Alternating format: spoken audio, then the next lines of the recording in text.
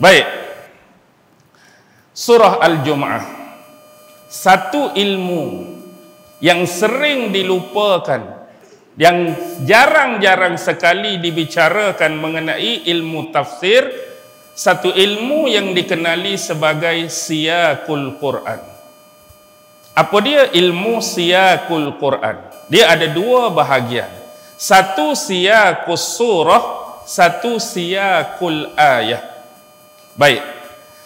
Ilmu siyaqul Quran bermaksud ilmu yang menghubungkan satu-satu surah yang kita nak baca, satu-satu surah yang kita nak belajar, satu-satu surah yang kita nak faham dan tafsirkan, hubungan dia dengan surah-surah sebelumnya. Jadi jangan kita sesekali menganggap dan menyangka setiap kali habisnya ayat satu-satu surah, dia tak ada hubungan lagi dengan ayat di dalam surah yang baru. Maksudnya jangan kita anggap, ni ayat terakhir surah ni habis dah cerita, ni dia cerita lain pula. Memang kisah tu berlainan, tapi dia ada connection. Itulah disebut ilmu siyaqul Quran. Contoh, sebelum surah Al-Jumu'ah, surah apa? Surah Shaf, yang membicarakan konteks jihad. Bila mari surah Al-Jumu'ah, konteks infak. Dalam surah Al-Shaf tadi, Allah membicarakan tentang bagaimana dia mengutuskan dan membangkitkan Nabi Muhammad. For what? For what? Untuk apa? Apa tujuan dia? Untuk menegakkan agama Allah di atas muka bumi dan menyebarkan risalah dakwah Islamiah secara umum. Bila mari surah Al-Jumu'ah, dia punya hubungan, dia punya connection ialah bagaimana konteks tersebut dijalankan, bagaimana konteks tersebut berlaku dan dipraktikalkan. Contoh, mula-mula kita sebut umum apa? Aku bangkitkan Muhammad, aku utuskan Muhammad, nak suruh dia tegak agamaku di atas muka bumi, untuk dia sebarkan risalah dakwah Islamiah. Mari surah Al-Jumu'ah, bagaimana tanggungjawab dan amanah itu berfungsi, bagaimana konteks ini berjalan, cara dia nak tegakkan agama, cara dia nak sebarkan tu, bagaimana pelaksanaan tersebut berlaku dan berlangsung dalam bentuk yang macam mana. Okey, dua benda yang berbeza. Sebab tu setiap surah dia ada hubungan. Baik, kita mulakan penafsirannya. Bismillahirrahmanirrahim. Dengan nama Allah yang Maha Pemurah lagi Maha Pengasihani. Baik. Yusabbihu lillah. Yusabbihu lillah. Berterusanlah, senantiasalah bertasbih menyucikan Allah Subhanahu wa taala. Tadi kita dah sebut, bila dia datang kalimah yusabbihu, dia adalah fi'il madhi ataupun fi'il mudhari'. Fi'il mudhari'. Fi'il madhi seperti sabbaha lillah adalah indikator kepada ketetapan.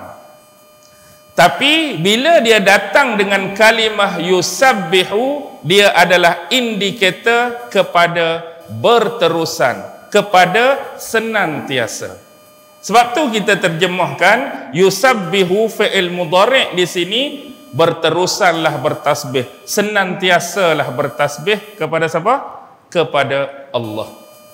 Jadi dalam bahasa Inggeris, kalau sabbaha adalah past tense, kalau yusabbihu adalah apa dia? Present tense. Dia bukan setakat present tense.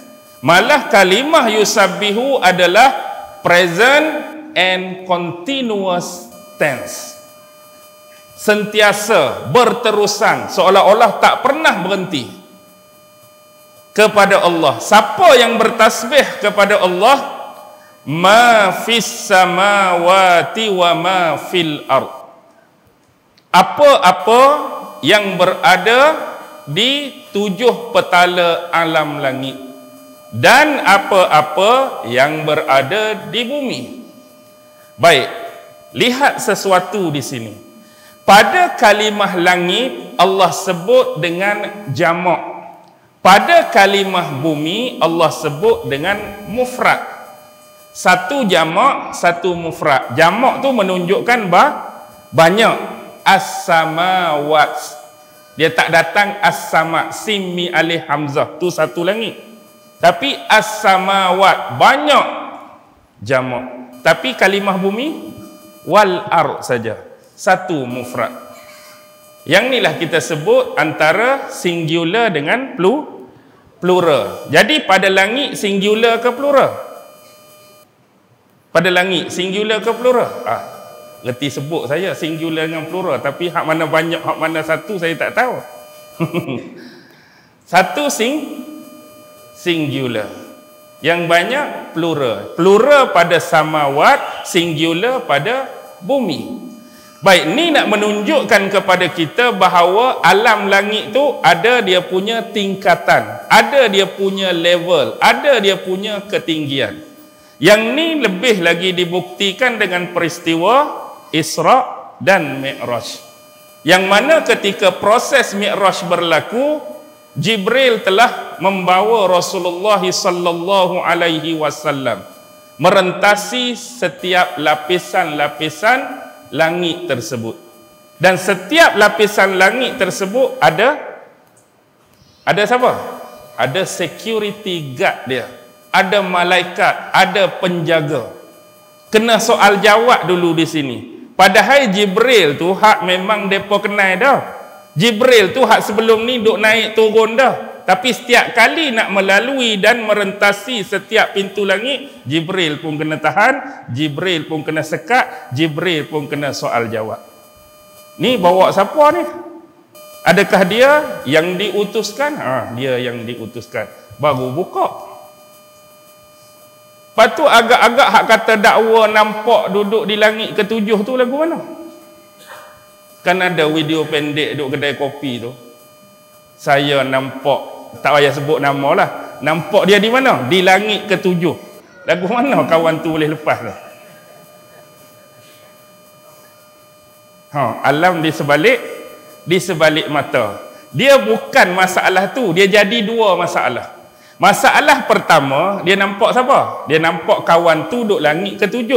Automatik dia tertarik, bila dia nak tengok kawan tu langit ke-7, dia pun kena duduk di langit mana? Dia kena duduk situ juga. Dia tak boleh, saya duduk sini, saya nampak langit ke-7. Jadi bila dia nampak kawan tu di langit ke-7, dia pun kena duduk di langit ke-7. Bagaimana dua orang ni boleh lepas ni? Jadi kita boleh faham dah. Baik.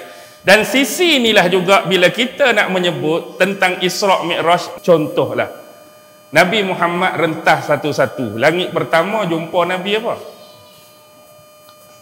Langit pertama. Hak duduk depan saya ni dengar Isra' Mi'raj 40 tahun 40 kali dah. Kalau 40 tahun 40 kali, 30 tahun 30 kali. Hak ni lah ustaz duk ulang pun.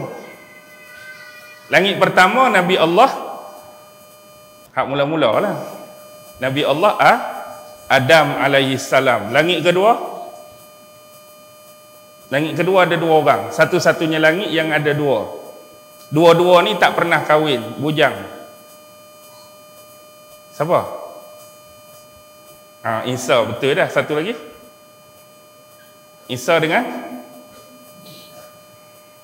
wai, awak senyap kan? Isa dengan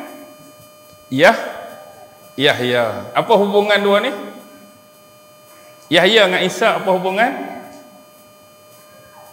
Bapa sepupu dengan anak sepupu. Siapa bapa sepupu? Yahya. Siapa anak sepupu? Isa. Dia punya hubungan, dia punya connection, dia punya salasilah dah jelas atau belum? Jelas ke belum? Nak kata hak ni pak sepupu, hak ni sepupu ni, anak sepupu ni. Jelas. Hak mudah macam ni. Surah ketiga dalam Quran surah apa? Al-Fatihah, Al-Baqarah. Ingat, sebut betul-betul, bukan Al-Imran. Alif dengan lam tu tak bersambung dengan ain. Ali Imran, ahli keluarga Imran. Jangan sekali-kali sebut Al-Imran, tu salah. Ali Imran, ahli keluarga Imran. Baik, siapa Imran ni? Imran dalam sejarah adalah salah seorang imam besar Bani Israel. Di mana? Di Jerusalem dulu, di Palestin dulu. Dia hidup sezaman dengan Nabi Allah Zakaria alaihi salam. Jadi zaman tu Imran hidup, zaman tu juga ada Nabi Allah Zakaria. Isteri Nabi Allah Zakaria, isteri Imran adalah saudara kandung, adik-beradik. Isteri Nabi Zakaria kakak yang sulung. Isteri Imran nama dia Hannah ni adik kepada isteri Nabi Zakaria. Dua ni adik-beradik, sama-sama perempuan. Jadi apa hubungan Nabi Zakaria dengan Imran? Kita panggil apa? Kita panggil biras. Kalau dalam konteks kita, Nabi Zakaria dengan Imran dah jadi biras. Nabi Zakaria dengan kakak ni melahirkan Nabi Yahya. Imran dengan Hannah melahirkan Maryam. Yahya dengan Maryam jadi sepupu. Nabi Yahya dengan Maryam sepupu. Maryam melahirkan Isa. Isa dengan Yahya, Isa jadi anak sepupu, Yahya jadi pak sepupu. Jelas Lepas ni kalau orang tanya saya apa sebut pak sepupu, hak ni sebut anak sepupu, itulah dia punya hubungan. Yang ketiga, langit ketiga maksud saya, Nabi apa? Isa duduk situ dah tadi. Yahya dengan Isa tu di langit yang kedua. Langit ketiga. Langit ketiga. Handsome. Nabi Allah Yusuf. Langit keempat. Nabi kedua. Idris. Langit kelima. Abang Nabi Allah Musa. Abang Nabi Musa. Musa adik-beradik dengan siapa? Nabi Musa adik-beradik dengan Nabi apa?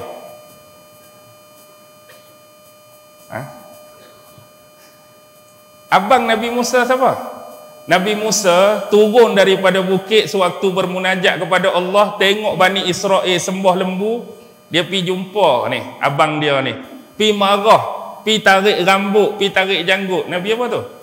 Nabi Harun. Nabi Harun tu adik-beradik dengan Nabi Musa. Nabi Harun tu abang, Nabi Musa tu adik. Sebab tu saya tanya tadi, hak nombor 5, abang Nabi Musa. Langit ke-6, adik Nabi Harun. Hak tadi jugalah. Adik Nabi Harun tu Nabi Musa. Langit ke-7, bapa induk Bani Israel, induk Bani Ismail.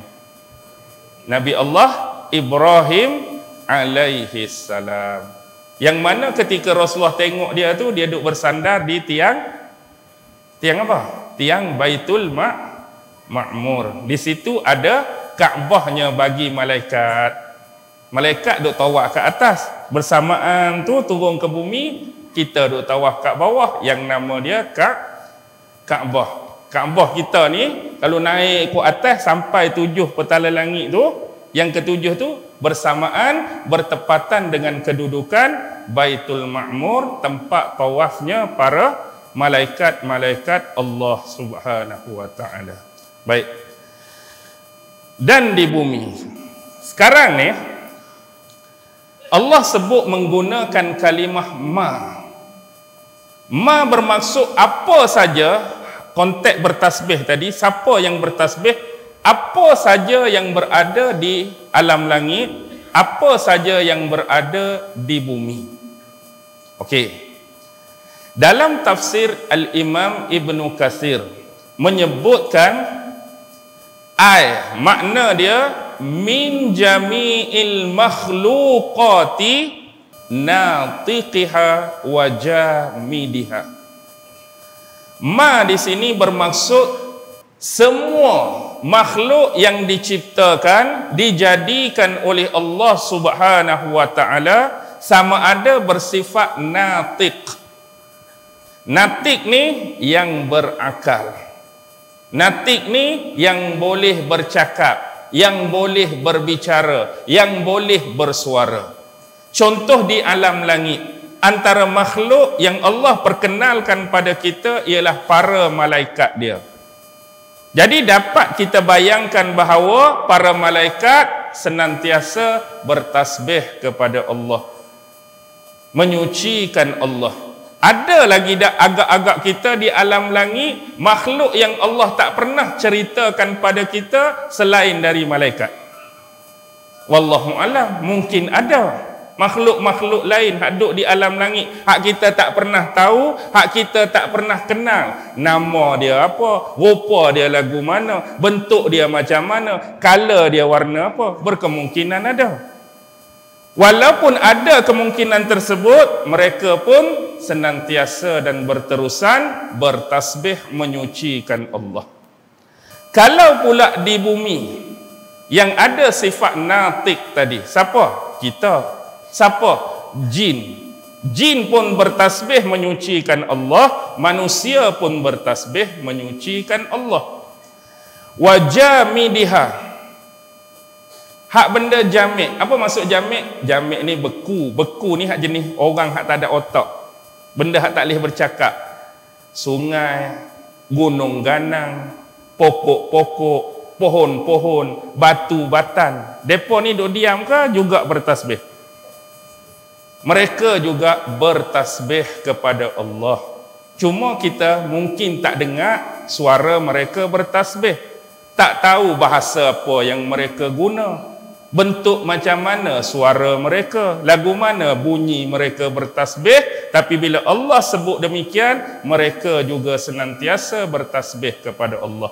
Jadi ayat ni persis menyamai apa? Surah Al-Isra ayat 44.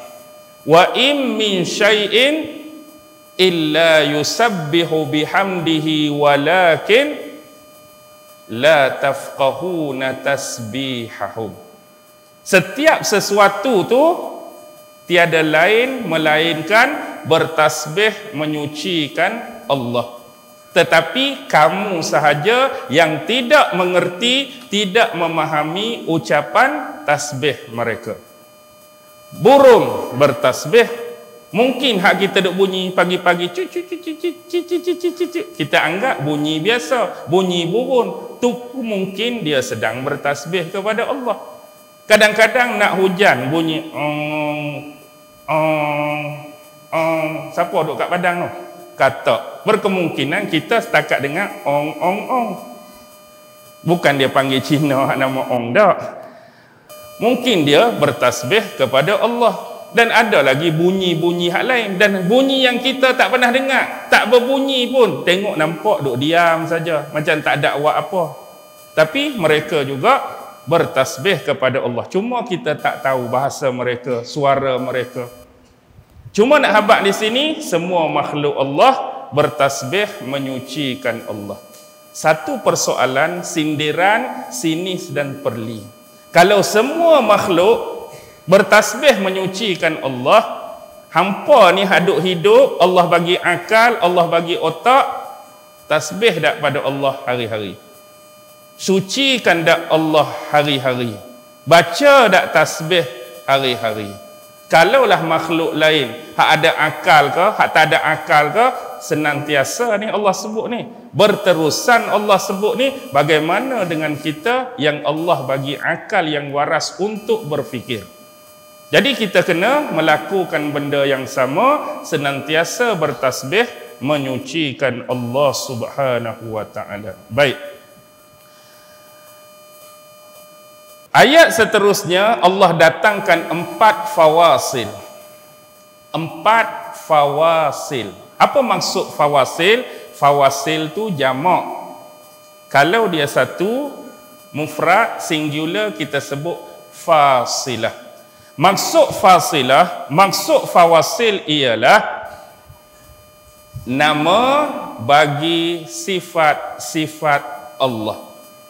Nama bagi sifat Allah. Dalam ayat ni ada 4 fawasil. Itu agak unik dan menarik. Kerana kebiasaannya dalam mana-mana ayat Al-Quran, hak paling banyak, peratusan paling besar, bila Allah bercerita mengenai nama bagi sifat dia, biasanya ada 2 fawasil, 2 fasilah saja. Contoh, Bismillahirrahmanirrahim, Ar-Ra'ufur Rahim, Al-Halimul Khabir, Al-Alimul Hakim, Ar-Ra'ufur Rahim, Al-Azizul Jabbar, Al-Hayyu Al-Qayyum. Standard banyak sekali Allah sebut 2 fasilah, 2 fawasil. Tapi dalam ayat ni ada berapa? Ada 4. Al-Malik, Al-Quddus, Al-Aziz, Al-Hakim. Baik, yang pertama Allah sebut Al-Malik. Bila sebut Al-Malik, kita teringat Maliki Yaumiddin. Apa maksud Malik? Bila saya sebut Malik ni, teringat apa? Jangan teringat KL Gangster tu. Tu Malik lain. Malik, salah satu nama sifat bagi Allah. Allah ni dia ada nama bagi zat, nama bagi sifat. Nama bagi zat apa dia? Allah itulah nama bagi zat. Nama bagi zat dia. Contoh kita kata asalnya zat yang tidak bernama. Nama bagi zat Allah. Hak lain-lain selain daripada tu, nama bagi sifat dia. 99 nama, dan adalah nama-nama lain yang disebutkan oleh Rasulullah dalam hadis-hadis. Antaranya Ya Hannan, Ya Mannan. Mannan tu dalam 99 tak ada kan? Itu contoh hak tambahan lah. Baik, tu adalah nama sifat. Bila sebut Al-Malik, dalam bahasa Melayu apa dia Malik ni? Raja. Bila sebut raja, dia adalah King of the King. Raja di atas raja. Raja segala-galanya, iaitu raja yang menguasai, raja yang memerintah 7 petala langit dan bumi itu sendiri, dan raja yang memiliki dan memerintah seluruh alam semesta. Ini amat jauh dibandingkan dengan kerajaan dan pemerintahan yang dimiliki oleh manusia. Ada mungkin manusia ni memerintah cuma daerah yang kecil, terhad, limited. Wilayah yang sedikit besar, terhad, limited. Satu negeri, terhad, limited. Satu negara, terhad, limited. Maksudnya apa? Ada persempadanan, hak belah tu dia dah raja, hak belah ni orang lain dah raja. Di sebelah ni dia pemilik, di sebelah ni orang lain dah pemilik. Tu saya sebut terhad dan limited. Tu hak atas bumi saja. Tapi Tuhan yang nama dia Al-Malik ni, yang menguasai 7 petala langit serta memilikinya, dan menguasai bumi serta memilikinya. Di kerajaan inilah dia mengurus dan mentadbir segala alam ini dengan hukum-hukumnya. Jadi bila sebut pemerintahan Allah, dia bersifat makro, bukan lagi mikro. Apa maksud makro? Overall, keseluruhan. Bahkan setiap raja hak limited tadi, raja hak kecil-kecil tadi, semua di bawah pemilikan dia. Atas dunia dia raja lah, tapi atas pada dia tu, hak tu lah hak sebenarnya. King of the King. Baik, bila sebut tentang pemilikan, kita ni nak suruh rasa apa? Atas dunia ni kita sebut tentang milik, kita sebut tentang hak. Atas dunia lah. Tu rumah siapa tu? Rumah saya lah tu. Tu kereta 3 biji. Kereta saya. Tanah saya. Isteri saya. Anak-anak saya. Istana saya. Pejabat saya. Tempat kerja saya. Motor saya. Saham saya. Duit saya. Aset saya. Kita bercerita tentang hak dan pemilikan yang kita ada. Tapi kita perlu ingat, segala apa yang kita kata hak saya, hak saya, hak saya, hak saya tu, nilai dan value dia tidak kekal. Itu hanya sekadar barang pinjaman, amanah dan tanggungjawab daripada Allah. Tak salah pun kita nak sebut tu kereta kita tu, betul. Kita sebut tentang hak dan pemilikan. Tapi nak habaq apa yang kita punya ni sekadar dipinjamkan sebagai bentuk ujian. Betul cara kita guna mengikut panduan daripada Allah, mengikut syariat daripada Nabi, maka dia mengundang pahala dan ke syurga. Silap kita guna amanah dan tanggungjawab ni, dia juga boleh mengundang kemarahan dan kemurkaan Allah. Silap jalan, terseleweng jalan, tersesat jalan, boleh mengundang kita kepada dosa dan bakal menuju neraka Allah. Benda yang sama, tapi silap guna saja, dia boleh jadi sebaliknya. Baik, bila berbicara tentang barang pinjaman, sebab tu bila kata pinjam, bila kita mati, tanam sekali ke? Hak kita tak sebut ni hak saya, ni hak saya. Kalau mati, rumah kita hak besar tu tanam sekali tak dalam kubur? Tak. Kereta 3 biji? Tak. Motor besar? Tak. Isteri cantik agak-agak? Sebab dia isteri saya. Kalau saya mati, saya nak dia ditanam sekali dengan saya. Agak-agak bini kita nak tak? Dia pun tak mau, nak cari hak lain dah. Anak kita, hak kita selalu duk bangga, inilah anak sulung saya. Memang TikTok, SPM A memanjang, duk kuliah A memanjang di kolej universiti, CGPA dia hak tinggi lah. Hak tu pun kalau kita mati, hak kita kata sebut tadi, nak suruh anak kita tu sekali dengan kita. Marilah tanam sekali dengan baba kalau baba tak ada. Agak-agak dia nak tak? Dia pun tak mau. Kita akan pergi bersendirian. Dengan apa? Dengan amalan-amalan yang kita buat atas dunia dulu. Sama ada yang bersifat soleh atau sebaliknya bersifat taleh. Itulah nak bawa kita. Baik. Analogi, kiasan yang saya nak bagi macam ni. Bagaimana selama ni kita berinteraksi dengan amanah dan pinjaman ni? Katakanlah, tuan-tuan atau puan-puan ada kereta. Kereta ni memang hak tuan-tuan sungguh. Dan keesokan hari, tuan akan menggunakan kereta ni atas satu tujuan yang penting. Nak pergi satu tempat, tujuan yang penting, urgent. Ditakdirkan tiba-tiba, malam ni kereta ni rosak. Dengan kata lain, esok tak boleh guna dah dia. Esok tak boleh pakai dah dia. Tapi kita kena pergi satu tempat yang penting nak pakai kereta ni. Jadi antara salah satu benda yang kita boleh buat ialah menghubungi rakan atau kawan yang paling dekat, yang paling karib. Mak, awak, aku ni esok ni urgent, penting nak pergi satu tempat. Lepas tu, kereta aku rosak. Hang ada kereta lebih tak? Ada, bukan kata lebih, kereta aku sebiji tu je, tapi aku tak guna pun. Kalau hang penting, hang perlu, ambil ya.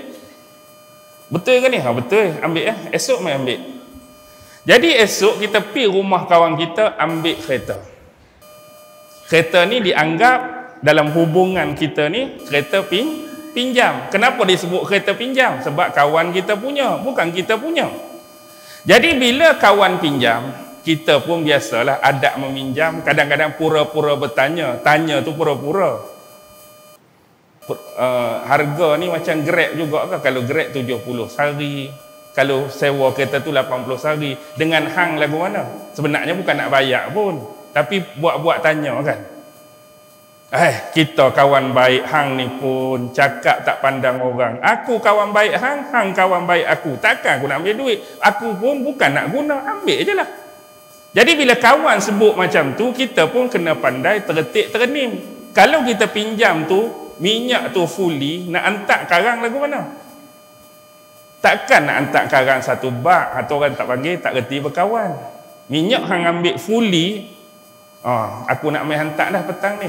Kawan tu start enjin, naik satu bak. Sedih kawan lagu ni dah. Sedih dah, pandai-pandai lah. Maksudnya bila kita pinjam penuh, walaupun kita pinjam tu tak penuh sekalipun, cara kita menghargai Orang ni bagi pinjam, tak minta apa. Walaupun dia dah ada separuh, tapi aku nak hantar, aku nak isi penuh. Tu cara kita berkawan. Tapi pertanyaan di awal tadi standard lah. Berapa ni kalau sewa apa? Sebenarnya nak bayar ke tak mau bayar? Sebenarnya tak mau bayar, saja tanya. Tu standard kita. Sebab tu juga kadang-kadang kalimah insya-Allah dimanipulasi oleh kita. Biasa hak ramai sebut insya-Allah, niat yang sebenar nak pi ke tak mau pi sebut benda tu. Jarang orang hak memang sungguh-sungguh dia tak akan sebut pun. Kalau dia memang nak pi tak, mak kenduri minggu depan, oh beres, tak ada masalah. Tu hak nak pi sungguh tu. Tapi kalau mak minggu depan, insya-Allah lah. Insya-Allah lah tu nak pi ke sebenarnya tak mau pi tu. Insya-Allah kita tu bukan nak pi, insya-Allah kita tu tak mau pi. Jadi kita silap, kita manipulate kalimah tu. Okey, bila kita pinjam, cara pemanduan kita pasti berbeza dengan kereta hak sungguh-sungguh milik kita. Kalau kereta kita, lagu mana agak-agak kita memandu? Kaki kanan duduk di pedal minyak. Kaki kiri atas dashboard. Tu kereta kita. Dah maksudnya nak tu melampau sangat, tapi nak habaq kereta kita ikutlah kan. Tapi agak-agak ni kereta pinjam kawan, boleh tak rasa nak angkat kaki duduk atas dashboard? Tak boleh dah. Ni kereta kawan aku ni, sopan saja. Kereta kita, cara masuk gear lagu mana? Cara masuk gear. Tayar tu mesti berkokok. Kereta kawan lembut yang masuk gear, macam baru belajar. Kereta kawan. Highway kereta kita berapa kilometer? 1314, 1315. Kereta kawan pinjam ni 80. Baru 90 ni 100. Tunggu balik lah. Kereta kawan. Kereta kita 3 minit dah lepas selekoh baru segenar kereta kita. Selekoh lepas lama dah. 3 minit lepas tu baru segenar tu kita bawa. Kereta kawan 3 minit sebelum selekoh segenar dah. Kereta kawan kan. Corner lagu mana? Kita habis baring corner. Rapat ni telinga. Kalau orang tanya pasal apa tadi berdesuk keluar api tu, cu kat tepi. Tengok kat lutut tak ada, bukan lutut sini. Hebatnya dia. Tapi kalau hak kawan punya, slow, lembut saja. Tu pandai. Baik, kalau kita bawa isteri contoh. Isteri pula geng kuaci. Standard lah kan?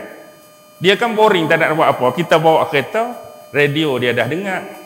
Telefon dia dah dengar. Dia buka kuaci. Biasalah. Siapa pun paling sopan makan kuaci, apa jadi kalau dalam kereta? Paling berjaga-jaga pun tengok mesti ada lah punya. Tak payah sembang lah. Kulit-kulit kuaci. Anak mungkin makan coklat, makan aiskrim.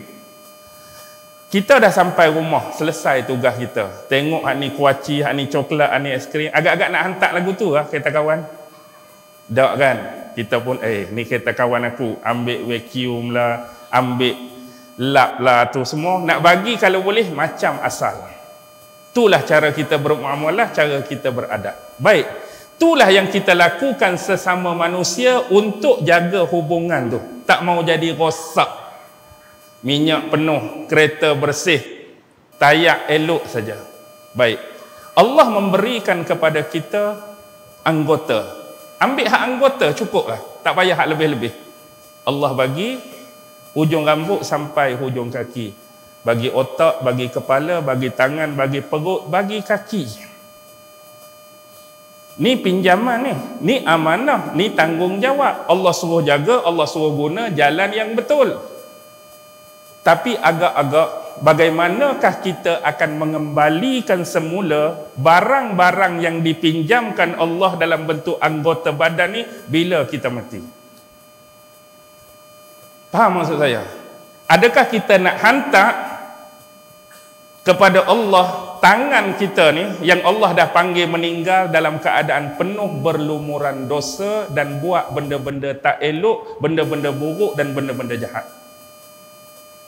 Adakah besok kalau aku mati aku nak bawa perut yang dipenuhi dengan makanan yang haram, duk makan syubhat, duk makan makanan yang tak elok, duk makan makanan yang Allah tak suka? Adakah kaki ni aku nak hantar balik pada Allah Kaki yang selalu melangkah ke tempat yang diharamkan oleh Allah. Kaki yang selalu tendang orang. Kaki yang selalu sepak orang. Kaki yang selalu terajang orang. Bagaimana agak kita nak hantar balik pinjaman anggota tubuh badan ni pada Allah besok?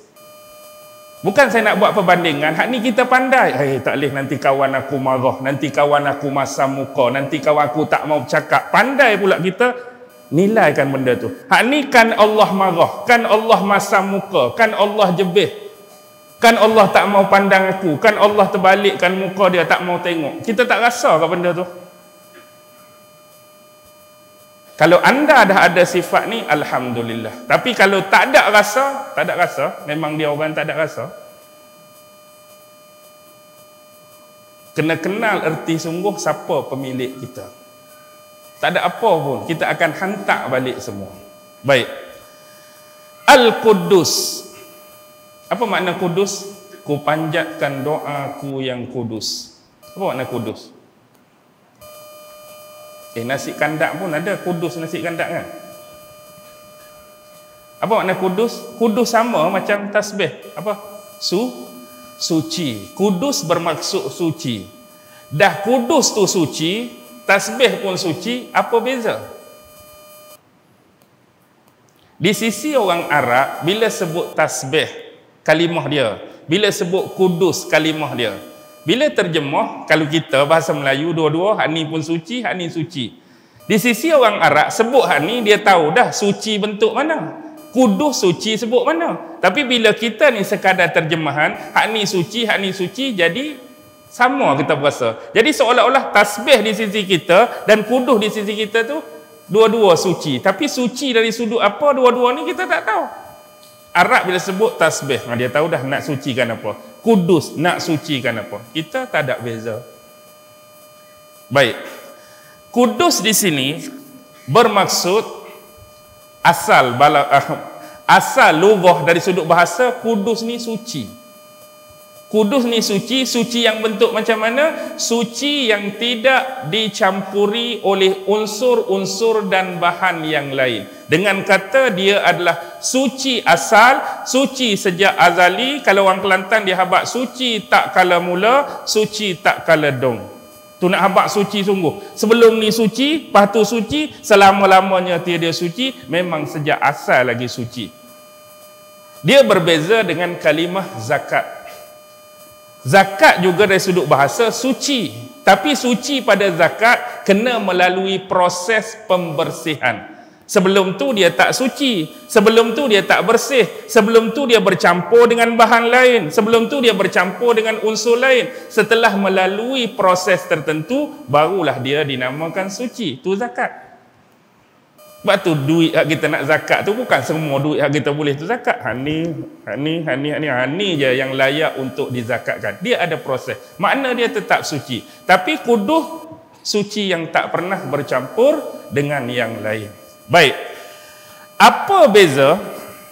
Tadi ada buat perjanjian untuk info tentang pelancaran tabung pada pertengahan kuliah. Tapi kuliah saya ni tak sampai tengah lagi ni. Lambat lagi nak tengah. Nak info dah. Okey, tak apalah. Okey, pengumuman pelancaran tabung kutipan pembangunan Surau An-Nur Prima Puteri Jaya 2. Jadi kalau lepas ni kedapatan, mungkin kita ada pembantu atau petugas yang bawa apa dia punya uncang ke, mungkin tolak bekas-bekas tu, bolehlah masing-masing nak mencari sedikit pahala dengan menyumbang sumbangan dan derma kepada tabung-tabung tersebut. Jadi sama-sama kita menyumbang sebagai bekalan akhirat kita dalam bentuk tadi bagus Ustaz. Tema surah Al-Jumu'ah apa dia? Infak. Alang-alang infak terus. Okey. Baik. Bila sebut kudus, suci, takdis, penyucian. Bila kata menyucikan Allah, ini kena faham betul-betul. Sebab kalimah tu, mungkin orang dah faham, tapi takut orang tu jadi samar, orang tu jadi keliru. Bila kita kata tasbih, menyucikan Allah. takdis, menyucikan Allah. Takut ada orang faham sebelum tu Allah kotor, sebelum tu Allah cemar, jadi Allah jadi suci tu disebabkan kita yang bertindak melakukan proses penyucian. Satu benda tu kita kata kotor, satu benda kita kata cemar. Jadi sebab kita yang bersih dia, kita yang cuci dia, kita yang gosok dia, kita yang gonyoh dia, takut orang nampak perlakuan tu dengan kalimah menyucikan Allah. Kalimah menyucikan Allah bermaksud bukan kata kita tu pi sucikan Allah dalam konteks tadi, tapi menyatakan kesucian bagi zat Allah. Dengan kata lain, mengisbatkan kesucian tu atas Allah. Bukan kata ni kotor, menyucikan bentuk yang macam ni. Sebab kita guna kalimah menyucikan Allah tu takut orang faham lagu lain. Faham Maksudnya kita sebut menyucikan Allah tu nak menyatakan kesucian zat dia, isbat, teguhkan kesucian atas zat dia. Bukan konteks melakukan penyucian dalam bentuk yang saya sebut ni. Apa beza tasbih dengan takdis? Baik. Dua benda ni lah kita nak sebut banyak ni. Bulan Ramadan. Bulan Ramadan kan kita nak sebut dua ni lah banyak. Duk sat subuhun kudusun. Ni kan kita sebut. Subuhun kudusun Rabbul malaikati warruh. Subuh tu tasbih lah, kudus tu kudus lah. Dua-dua tu suci. Tapi apa beza dia? Baik. Kitab rujukan yang boleh saya suggest, yang boleh saya syorkan untuk tuan dapat tahu perbezaan dua ni, satu ialah Sahih Muslim. Sahih Muslim karangan Imam Muslim, tapi syarah bagi Sahih Muslim. Ada banyak ulama yang syarah Sahih Muslim. Yang saya maksudkan ialah syarah bagi Imam Nawawi. Yang kedua, kita ada Sunan Abi Daud. Bukan Sunan Abi Daud tu, syarah bagi Sunan Abi Daud, kitab tu nama Aunul Ma'bud.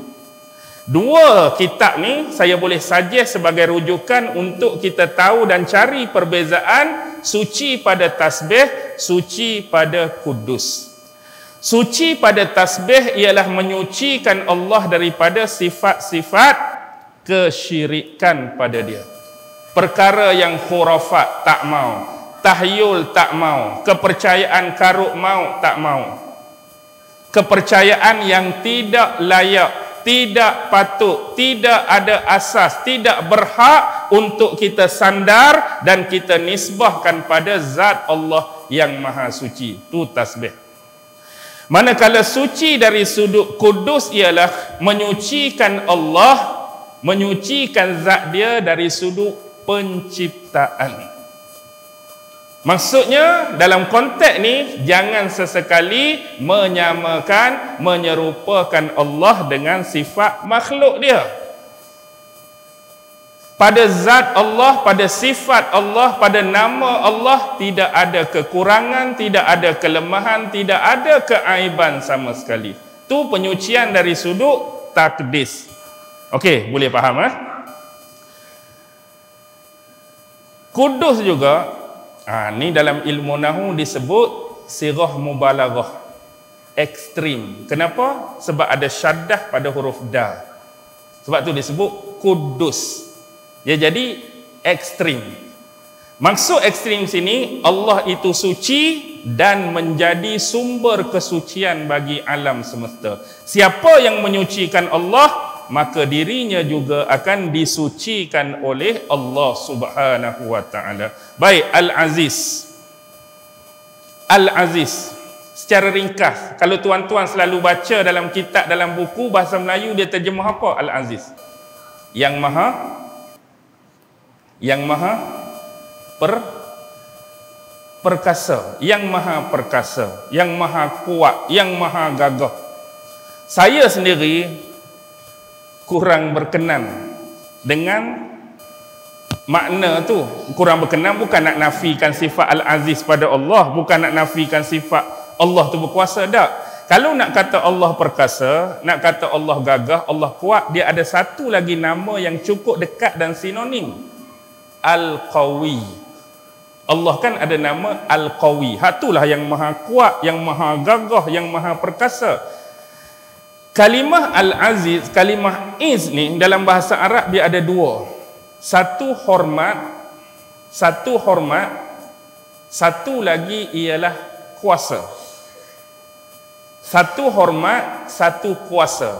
Sekiranya kalimah Al-Aziz ni, sifat Al-Aziz, kalau kita analogi letak pada orang tu ada penghormatan. Dari sudut lain, bila kita tengok dia, ada aura dia, ada karismatik dia. Dan dia sendiri memiliki kekuasaan. Ada dua benda ni pada Al-Aziz. Sebab apa? Sebab ada orang yang banyak atas dunia ni kita hormat, tapi dia tak ada kuasa. Hormat kita pada dia, kuasa dia tak ada. Kita hormat pada imam kita. Sebab dia imam kampung kita, duk jadi imam semayang berbelah-belah tahun. Kita hormat pada dia. Tapi dia ada kuasa atau tidak? Dia tak ada kuasa. Kita hormat orang alim, ulama kita. Kita hormat dengan kealiman dia. Duk ajak kita kitab, duk ajak kita tu, duk ajak kita ni. Ya, kita hormat. Dia ada kuasa tak? Dia tak ada kuasa. Kita hormat orang yang berperangai baik, tapi dia tak ada kuasa. Kita hormat orang tu, dia tak ada kuasa. Mungkin juga boleh berlaku sebaliknya. Ada orang yang ada kuasa, kita pula tak hormat kat dia. Contoh siapa? Oh, tak payah sebut lah, tuan-tuan faham. Lalu dia ni tu pi mampus ya ke. Pasal apa? Dia tu ada kuasa, dia tu ada kekuasaan, tapi kita pula tak hormat kat dia. Kita pula peleceh dia, kita pula jebeh kat dia. Tak payahlah. Jadi satu tadi kita hormat, dia tak ada kuasa. Satu lagi mungkin orang tu ada kuasa, kita tak hormat. Tapi bagaimana sekiranya pada seorang tu kita berikan penghormatan kerana aura dan karismatik dia dan kekuasaan hak dia ada. Contohlah, orang ada sifat macam ni, tak boleh siapa nak nafi. Contohnya, Khalifah 4 selepas kewafatan Nabi. Baik dia nama Abu Bakar, Umar, Osman dan Ali, tokoh-tokoh ini memiliki keduanya. Mereka ada kuasa dan mereka ada aura dan karismatik, disegani dan digeruni oleh kawan dan lawan.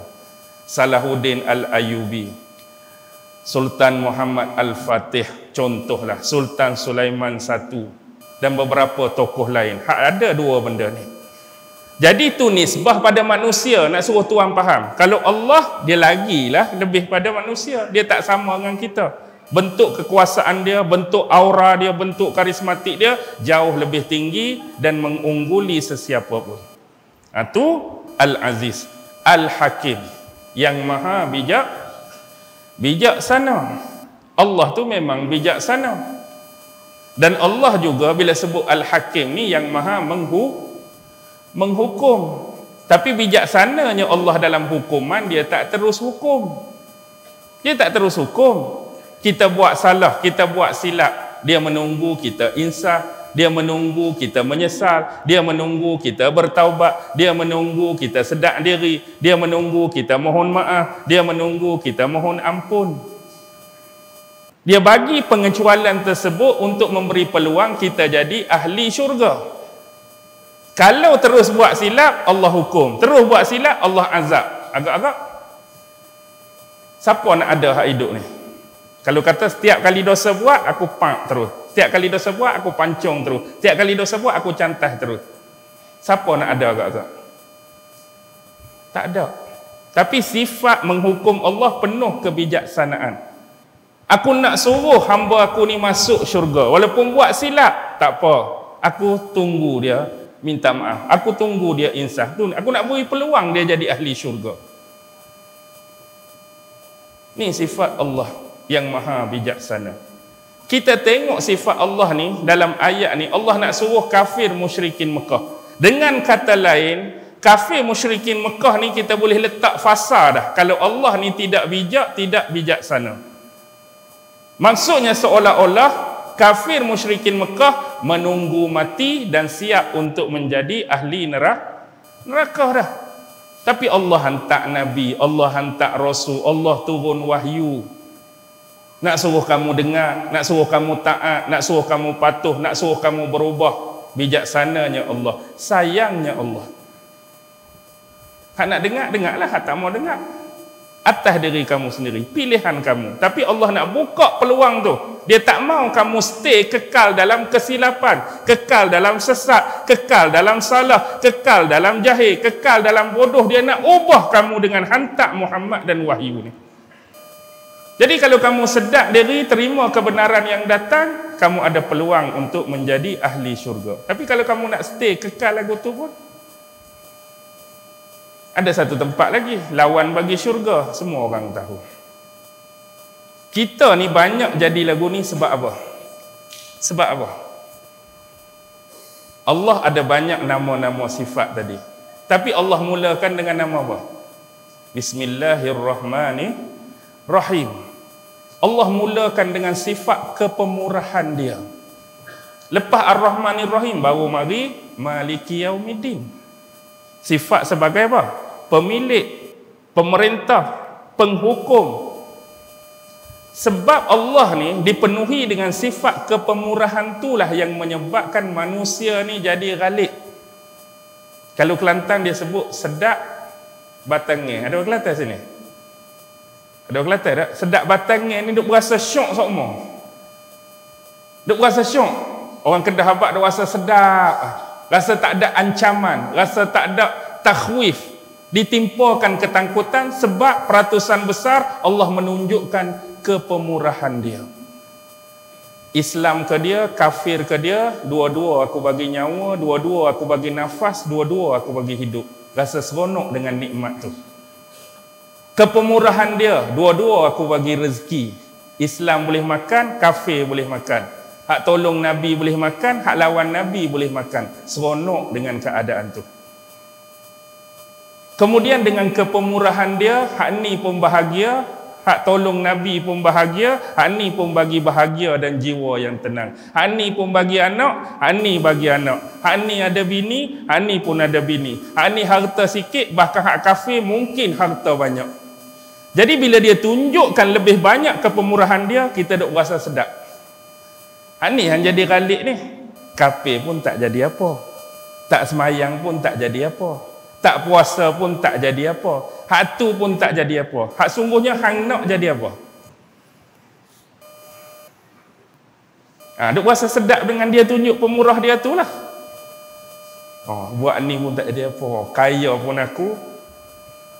Senang pun aku. Bahagia pun aku. Ada bini pun aku. Ada rumah besar pun aku. Rasa tu tak jadi apa. Sebab nikmat Allah Tuhan tu. Tapi bila Allah bertindak Maliki Yaumiddin, lepas tu hang tunggulah. Hang tunggulah nak jadi apa.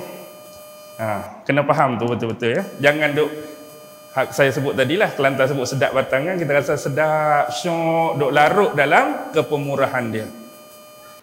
Tu salah satu sifat dia. Tapi satu lagi, hak maha menghukum dia tu. Tu kita takut. Okey. Baru habis ayat pertama. Kita baca tadi 2 ayat dan 2 ayat. Ayat kedua lagi panjang ni. Lagu mana? Nak berhenti sambung lain ke? Maksudnya berhenti malam ni, sambung hak lain pula lah. Tak tahu bila lah tu kan. Lepas tu kan nak perhabis juga. 9.41 lah ni. Dah, saya cakap sungguh ni, kalau syarah ayat kedua ni mungkin boleh rapat jam 12. Tuh. Nak bagi apa? Tu taktik nak bagi orang kata, sambung lain kali Ustaz. Tak apalah, kita perhabis halang-halang datang kan. Baik, tapi kita baca ringkas-ringkas.